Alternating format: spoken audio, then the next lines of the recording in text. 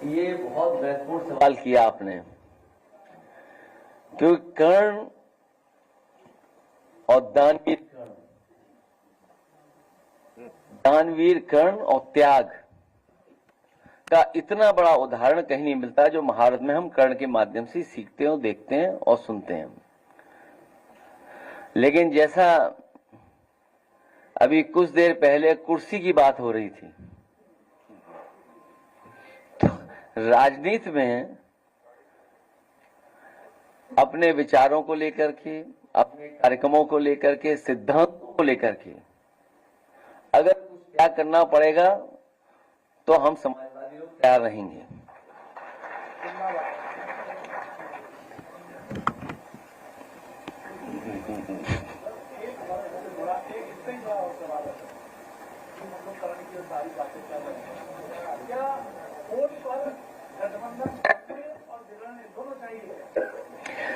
देखिए, कर्ण पे जब हम लोग पढ़ते हैं, मुझे याद है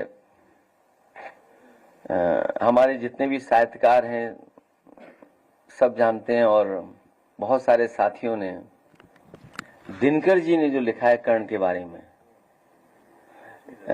रश्मि रति में, शायद उससे अच्छा कर्ण के बारे में नहीं लिखा गया होगा।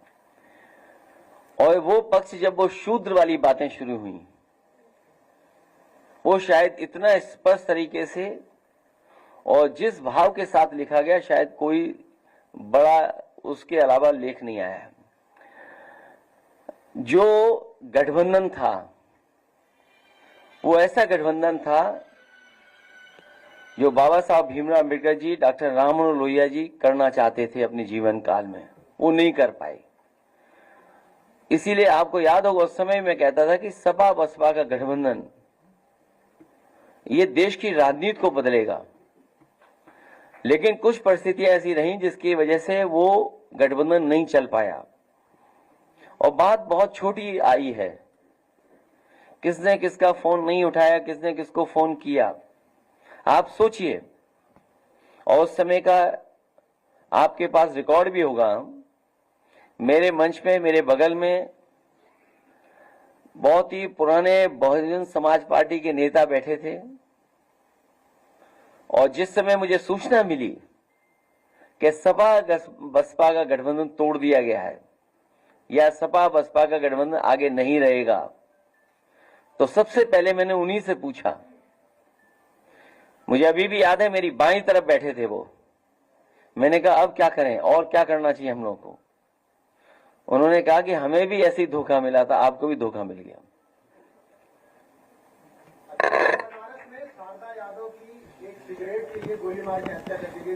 देखिए, ये बात और मत छेड़े, क्योंकि मुझे जाना है दिल्ली, और देश के बड़े नेता सीताराम येचुरी जी के कार्यक्रम में शामिल होना है।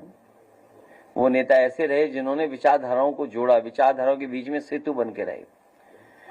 जहां तक सवाल आपने पूछा है, बनारस ही नहीं, पूरे उत्तर प्रदेश के अगर आप आंकड़े निकालेंगे, और एनसीआरबी के आंकड़ों के माध्यम से मैं कहता हूं कि सबसे ज्यादा इस तरह की घटनाएं अगर कहीं हो रही हैं तो उत्तर प्रदेश में हो रही हैं। कभी केवल छोटी बात को लेकर के, जो घटना बनारस की आप बता रहे हो, सोचिए जान ले ली उसमें।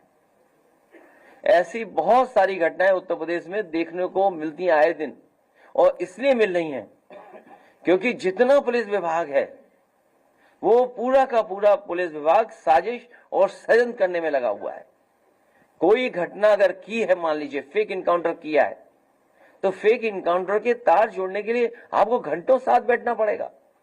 क्या आप कल्पना कर सकते हैं 3 साढ़े 3 बजे फेक इनकाउंटर हो और 5 सवा 5 पे आपके पास प्रेस नोट चली आए, और फिर तार मिलाए जाए, बैग कहां से आया, मोटरसाइकिल कहां से आई, नए कपड़े कैसे बैग में मिले। और मैं समझता हूं अभी भी व्यापारी संतुष्ट नहीं होगा। जो बारात में की हुई है, जो चीजें उसकी गई हैं, बारात में की पूरी नहीं हुई अभी तक।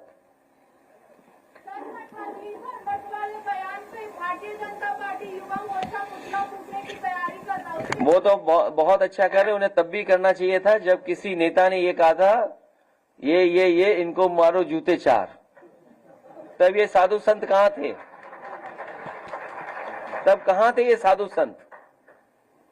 इसमें किसी को बुरा नहीं मानना चाहिए। और आजकल तो गूगल का जमाना है, आप मठाधीश का जो एक्सप्लेनेशन देख लो उसमें गूगल में ही। क्या गूगल के खिलाफ भी वो लोग जाएंगे कहीं और? क्या गूगल का भी धरना प्रदर्शन करके पुतला फूकेंगे आप लोग? मंगेश का परिवार आपसे कल मिला था, तो क्या उसकी आगे की कानूनी लड़ाई और या राजनीतिक स्तर पर लड़ाई आप आगे उसको कंटिन्यू करेंगे? कल पूरा परिवार मिला था और जो सरकार कह रही है कि इनकाउंटर हुआ है, परिवार के सदस्य बता रहे हैं कि रात को उठाया था उसको और 2 दिन बाद उसका इनकाउंटर हुआ है। तो कम से कम परिवार से वो सच्चाई जानने के लिए परिवार से मैं मिला था। अखिलेश जी, आपने कहा रिकवरी नहीं हुई, डीजीपी दावा कर रहे हैं कि पूरी रिकवरी हो गई है, जो सोना बरामद किया है। पुलिस के डर से सब कह देंगे हाँ पूरी बरामदगी हो